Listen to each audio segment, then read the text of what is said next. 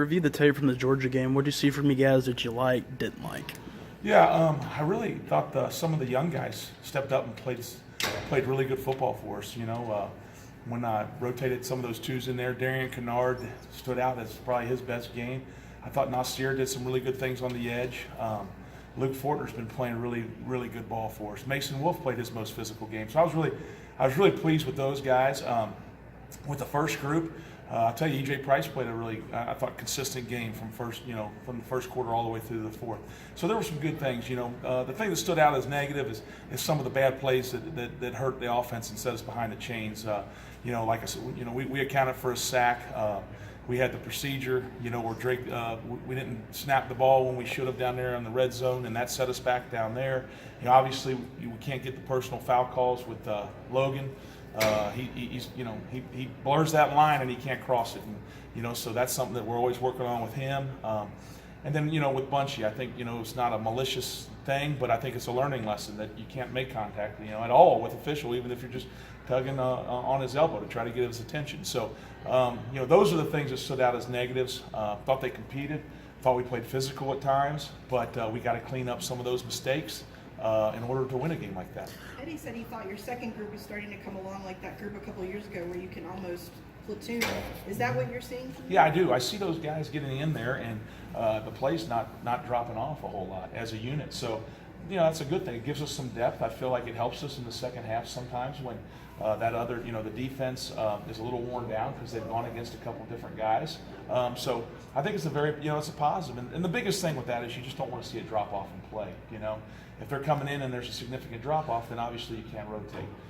And I see that gap closing, and not because the first group's not doing well, it's because the second group is really picking up their play, doing a lot better. Is Kennard playing on the left and the right? Have you done that? No, he's played a little bit of both. Right now we're keeping him on the left, and we're keeping Nasir on the right with that second group. Both of them have played either side in case of an injury or something like that comes about. What have you seen from him? You mentioned him a little bit earlier, but what do you like that you've seen from Darian? Well, I think he picks up on things very quickly. If he makes a mistake, usually he corrects it after the first time he makes it. He can make in-game adjustments out there during the course of the game. I think he's got a very good football IQ. He's learning what the speed of the game at this level is about, like every true freshman does. I think that's what he's learning the most is just every play. There are no plays off. You've got to bring it, and you got to bring it from snap, all the way to the whistle. So I think those are some of the things he's learning. But I've just, obviously he's got the size, he's got the athleticism, the mental side of it's coming along. So there's just a lot of positives. You guys have obviously played a lot of really good defenses the last couple of weeks.